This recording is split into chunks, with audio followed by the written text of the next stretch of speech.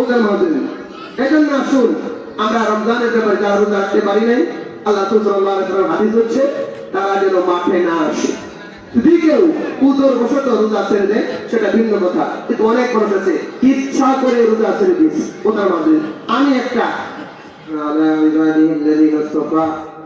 أما بعد فأعوذ بالله من الشيطان الرجيم بسم الله الرحمن الرحيم يا أيها الذين آمنوا كتب عليكم الصيام كما كتب على الذين من قبلكم لعلكم تتقون صدق الله العظيم وقال رسول الله صلى الله عليه وسلم ولخلوف فم الصائم أطيب عند الله من ريح المسك أو كما قال عليه الصلاة والسلام আলহামদুলিল্লাহ মহান আল্লাহ পাক রব্বুল আলামিনের দরবারে লাখো কোটি শুকরিয়া যে আল্লাহ তাআলা আমাদেরকে দীর্ঘ একটা মাস সাধনা করার পর যে আল্লাহ তাআলা সুস্থ অবস্থায় আমাকে আপনাকে ঈদুল ফিতরে 2 রাকাত ওয়াজিব নামাজ আদায় করার লক্ষ্যে মাঠে উপস্থিত হওয়ার জন্য তৌফিক দান করেছেন। আমরা সবাই করি আলহামদুলিল্লাহ।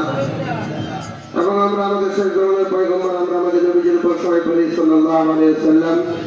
মোহতারাম হাজরিন, কথা খুব বেশি লম্বা নয়, যেহেতু আমাদের মাঠের ইমাম এখানে উপস্থিত আছেন, তিনি আপনাদের সামনে দিক নির্দেশনামূলক আলোচনা করবেন। ইতিপূর্বে অত্র আমাদের পারমানা গ্রামের কৃতি সন্তান যারা হজরত মাওলানা শহীদুল ইসলাম সাহেব গুরুত্বপূর্ণ আলোচনা করছেন। আমি শুধু আপনাদের মাঝে এতটুকু কথা বলতে চাই যে রমজানের তাৎপর্য নিয়ে তিনি আলোচনা করলেন, রমজানের বিভিন্ন বিষয় তিনি আপনাদের সামনে তুলে ধরলেন। এই রমজান আমরা যারা পাই না, পাওয়ার পরে আমরা যারা রোজা রাখতে পারলাম না, তাহলে আমাদের অবস্থা কি হবে? মোহতারাম হাজরিন, নবীজি হাদিসের ভিতরে বর্ণনা বয়ান করতেছেন যে আমরা শুনছি আল্লাহ রাসূল সাল্লাল্লাহু আলাইহি ওয়াসাল্লাম তিনি যখন একদিন মিম্বারে পা রাখলেন বলতেছেন আমিন, দ্বিতীয় মিম্বারে পা রাখলেন বলেন আমিন, তৃতীয় মিম্বারে পা রাখলেন বলেন আমিন। তখন কি বললেন? সাহাবায়ে জিজ্ঞাসা করলেন, ইয়া রাসূলুল্লাহ, ইতিপূর্বে তো আপনি কোনোদিন এমন করেন নাই, মিম্বারে তো প্রতি সপ্তাহে আপনি পা রাখেন, এমন তো কোনোদিন আমিন আমিন শব্দ বলেন নাই। তখন আল্লাহ রাসূল বললেন যে এই মতো জিবরাইল আমার কাছে আসছিল, আয়েশা বলল যে ব্যক্তি রমজান পাইল অথচ নিজের গুনাহ খাতা মাফ করতে পারলো না, ওই ব্যক্তি ধ্বংস হোক। বলেন নাউযুবিল্লাহ।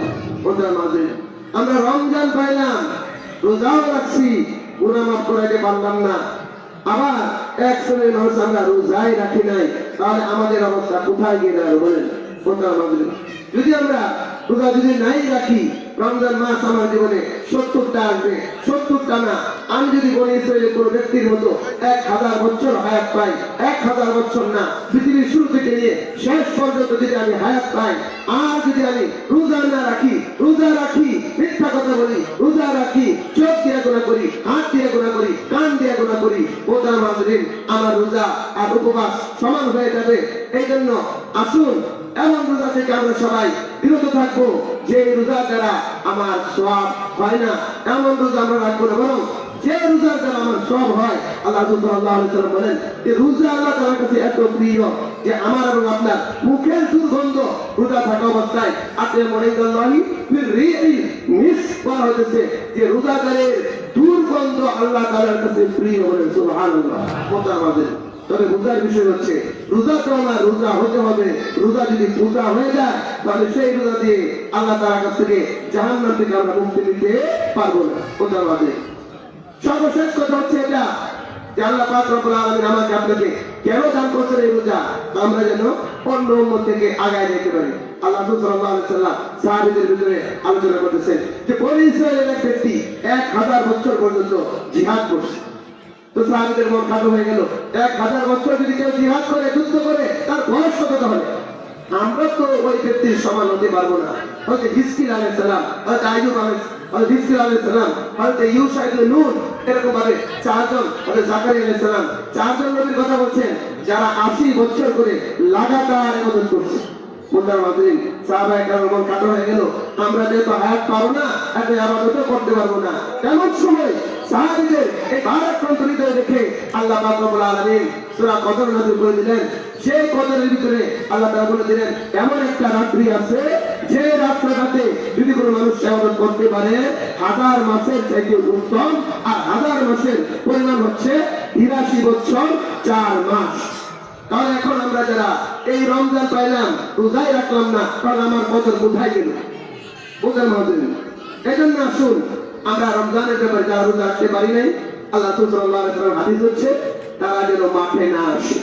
যদি কেউ উদর বসত রোজা ছেড়ে দেয় সেটা ভিন্ন কথা, কিন্তু অনেক মানুষ আছে ইচ্ছা করে রোজা ছেড়ে দিয়েছে। ওটার মাঝে আমি একটা যে যারা মনে করে যে গ্যাস্ট্রিক হয় রোজা রাখলে পেটে প্রচন্ড ব্যথা হয়, এই কথাটা আমি অন্তত প্রমাণে পাই না। আমি দেখলাম অন্য মাসে কমপক্ষে সপ্তাহে 2টা গ্যাসের বড়ি খেতে হয়, আর রমজানে মাত্র আমি ইচ্ছা করে একটা বড়ি খেয়েছি। ইচ্ছা করে যে রমজান মাসে আমরা পাক রব্বুল আলামিনের এমন একটা রহমত যেটা এমনিতেই মানুষের শরীর ভালো থাকে, একটু ক্ষুধা লাগে। এটাই যে ক্ষুধাটা যদি আপনি মনে করেন সেই ক্ষুধা লাগতেছে, এই তো আল্লাহ পাক রব্বুল আলামিন আমাকে জান্নাত দান করবেন, গুনাহগার মাফ করবেন, তখন ক্ষুধার কষ্টটা কষ্ট থাকে না। এই জন্য আসল মোতার মাঝে আমরা যারা রোজা রাখি না মাঠে এসেছি, আমরা আজকে এখান থেকে তওবা করে বাড়িতে যাব। আত্তাইবু মিনাজ যামবি কামাল্লা যামবালা, যে ব্যক্তি তওবা করে তার পূর্বের সকল গুনাহ মাফ হয়ে যায়। আর আরেক হাদিসের ভিতরে নবী বলেন কুল্লু বানি আদম খাতাউ ওয়া খায়রুল খাতাইনা তাওয়াবুন, গুনাহগারদের ভিতরে ওই ব্যক্তি উত্তম যে গুনাহ করার পরে তওবা করে। তাহলে আসুন আমরা এই মাঠ থেকে আজকে তওবা করে যাব, বাকি জিন্দেগি আর কোনদিন আমরা রোজা ছাড়বো না। আর যারা রোজা রাখবো আমরা আজকে এখান থেকে নিয়োগ করে যাবো, সামনে রমজান মাসে রোজা রেখে কেউ টিভি দেখবো না, বা কেউ না দিলেও না, একটা মাস যদি টিভি ছাড়া চলতে পারি, আল্লাহ রব্বুল আলামিন বাকি 11 মাস আমাকে আপনাকে টিভি ছাড়া চলার জন্য শক্তি সাহস দান করে দিবেন বলে সুবহানাল্লাহ। কোথায় আমাদের কেউ সাহুদে বসে আছেন, তো এখন আপনাদের সামনে গুরুত্বপূর্ণ আলোচনা পেশ করবেন আমাদের অত্র মাঠের সম্মানিত ইমাম ও খতিব, সম্মানিত ইমাম জনাব হযরত মাওলানা শহীদুল ইসলাম সাহেব দামাত বারাকাতুহু।